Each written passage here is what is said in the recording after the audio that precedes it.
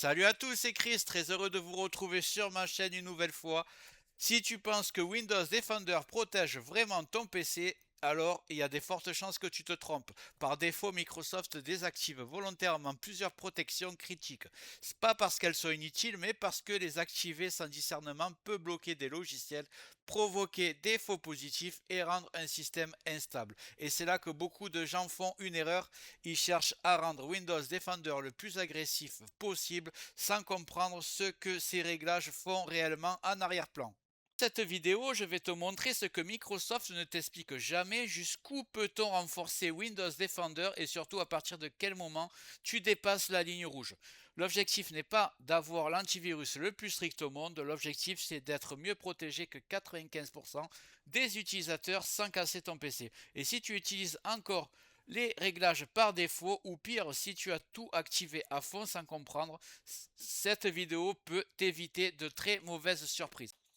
Regarde bien en bas à droite de ton écran, tu vois un carré en couleur, tu cliques dessus, un clic égale s'abonner, ça récompense mon travail. Règle bien les notifications, la cloche surtout pour avoir toutes mes futures vidéos sur ton écran de bienvenue YouTube. Tu peux cliquer sur rejoindre pour me soutenir encore plus et comme je t'ai dit, tous les liens sont dans le descriptif, tu les vois ici, n'hésite pas à les mettre dans ton panier et tu pourras faire tes achats plus tard. Allez, c'est parti.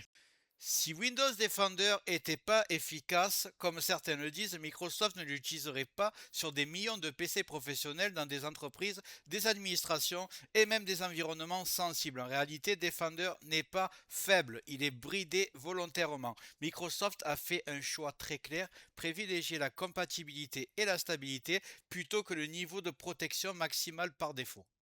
Alors pourquoi? Parce qu'un antivirus trop strict provoque des faux positifs et peut bloquer un logiciel légitime, empêcher un programme de se lancer ou interrompre un script parfaitement sain. Et pour un utilisateur non averti, ça devient très vite incompréhensible et frustrant. Le résultat, Windows Defender est configuré pour ne pas gêner l'utilisateur moyen, même si cela signifie laisser passer certaines menaces plus subtiles. Le problème, c'est que ce compromis n'est pas toujours adapté à ton usage réel et c'est exactement là que beaucoup de gens font une erreur. Soit ils ne touchent à rien, soit ils activent tout d'un coup, sans comprendre les conséquences. Dans la suite de cette vidéo, je vais te montrer comment ajuster ce curseur intelligemment pour être mieux protégé sans transformer ton PC en cauchemar à utiliser. Et pour ajuster réellement le niveau de protection de Windows Defender, Microsoft ne propose aucune interface simple. Tous les réglages avancés existent, mais ils sont dispersés dans des stratégies internes invisibles pour la majorité des utilisateurs. L'outil que je vais utiliser ici ne remplace pas Windows Defender, il ne rajoute aucun moteur d'analyse, il n'installe pas de service en arrière-plan et il ne tourne pas en permanence. Juste avant de continuer ce tuto, je tiens à remercier les abonnés de ma chaîne qui sont aussi des membres, vous les voyez à l'écran. Bientôt je vais faire des vidéos supplémentaires qui sont réservées exclusivement aux membres. Si tu veux en faire partie, tu vas en dessous de la vidéo, tu cliques sur le bouton rejoindre, tu le vois. Ça coûte que quelques euros, ça aide le développement de ma chaîne. Je ne manquerai pas de te remercier. Allez, c'est parti, on continue ce tuto.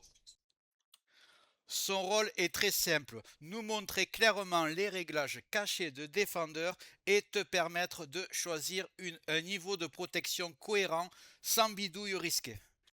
Cet outil s'appelle Configure Defender, il agit directement sur les paramètres officiels de Microsoft, exactement comme le ferait un administrateur système, mais de façon lisible et réversible. Et c'est précisément pour ça qu'il est intéressant, mais aussi qu'il doit être utilisé avec discernement. Je vais le télécharger et je vais vous montrer en même temps comment ça se présente.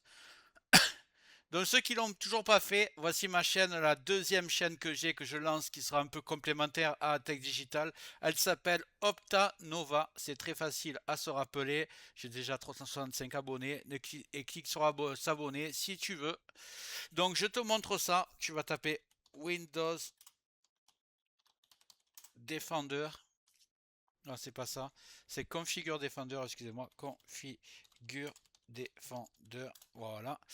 Donc, tu vas aller sur le site GitHub. Comme d'habitude, c'est là où il y a les liens officiels, où il n'y a pas de risque. Donc, on va cliquer dessus. Et là, ne te trompe pas, tu cliques pas sur Configure Exe. Le lien, il est ici. Configure Defender stable, il est là. Voilà, il finit par exe. Tu cliques dessus. Et voilà, il se lance. On n'a plus qu'à l'installer. Je vais double-cliquer dessus.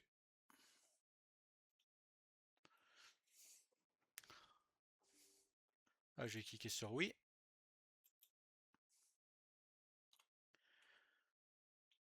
Nous voici sur l'interface, la fameuse. Je vais vous expliquer tout ça.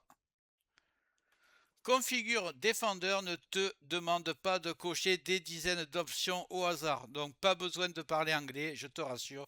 Il te propose plusieurs niveaux de protection qui correspondent à des choix très différents en matière de sécurité et de stabilité. Le niveau défaut, c'est exactement la configuration de Windows Defender telle que Microsoft la livre. Si tu es à l'aise avec les réglages par défaut, inutile d'y toucher. Le niveau height, en revanche, est celui qui offre le meilleur compromis pour la majorité des utilisateurs. Il renforce les protections comportementales, durcit la détection des menaces sans bloquer massivement les logiciels légitimes. C'est le niveau que je recommande dans la plupart des cas. Et pour l'instant, toi, si tu n'as rien touché, tu es par défaut. Donc, tu es sur le minimum que puisse être Windows Defender. Le niveau interactif va plus loin, tu le vois, il est en orange. Ici, Windows Defender commence à te demander ton avis très souvent. Chaque action suspecte génère une alerte et sans connaissance solide, il devient facile de bloquer quelque chose d'important par erreur. Ce niveau est réservé aux utilisateurs très avertis parce que, par exemple, si un module se lance et que tu marques non, refusé, il se peut que Windows devienne instable car il a besoin de ce module. Enfin, le niveau max, c'est le niveau le plus agressif. Il peut bloquer des scripts, empêcher le lancement de certains programmes et provoquer de nombreux faux positifs. Ce niveau n'est pas fait pour une utilisation quotidienne. Il est utile pour tester, analyser, sécuriser temporairement une machine à risque, mais l'utiliser en permanence peut rapidement devenir contre-productif. C'est que tu dois retenir, ce n'est pas le plus agressif, mieux c'est, parce que tu peux avoir des instabilités très fréquentes sur ton PC. Tu dois retenir, c'est que le bon niveau dépend de ton usage. C'est que dépasser ce seuil peut faire plus de mal que de bien. Donc tu l'auras compris, nous, on va s'intéresser au réglage height. Si tu veux renforcer Windows Defender sans prendre de risques inutiles, il y a un choix qui se détache donc clairement. Pour 90% des utilisateurs, le niveau height est le meilleur équilibre. Il renforce réellement la détection des menaces, durcit les protections comportementales et bloque beaucoup plus d'attaques modernes sans provoquer une avalanche de faux positifs. C'est le niveau que j'utilise moi-même sur mes machines personnelles, ce que je recommande lorsqu'on veut plus de sécurité sans sacrifier la stabilité. Si tu utilises des logiciels très spécifiques, des scripts maison ou des outils peu connus, prends le temps de tester. L'avantage de cet outil, c'est qu'il est réversible.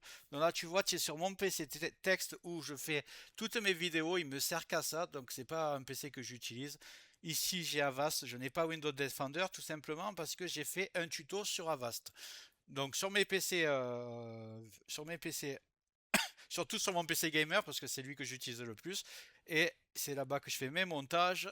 J'utilise donc Windows Defender et je le mets sur height. Sur height, je ne touche à rien ici. C'est pas la peine d'apprendre anglais, de traduire ou quoi que ce soit. Tu mets juste sur height et ça se met automatiquement. Tu peux toujours revenir au niveau par défaut en un seul clic sans réinstaller Windows et sans toucher au registre manuellement. Le niveau interactif et max, je les réserve uniquement à des usages ponctuels, à des textes ou des machines exposées à des risques particuliers. La sécurité, ce n'est pas une course au réglage le plus agressif, c'est un équilibre et c'est exactement cet équilibre que tu dois aller chercher à atteindre. Donc moi, ce que je te conseille, c'est donc maintenant que tu connais cet outil, c'est de le mettre seulement si tu n'as pas d'antivirus, évidemment, si tu n'as pas Windows Defender, ça ne sert à rien. Mais si tu es sur Windows Defender, donc tu n'as jamais installé d'antivirus, tu le mets sur height.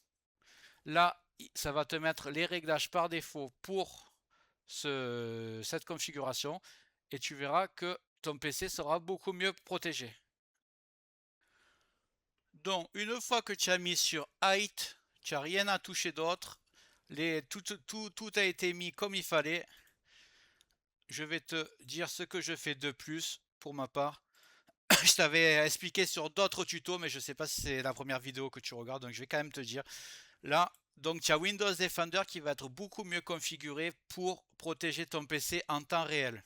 À condition que tu n'aies pas d'autre antivirus. Là, je te fais une démo, il y a Avast, donc ça ne marchera pas. Mais si tu as Windows Defender, là, ton PC sera beaucoup mieux protégé.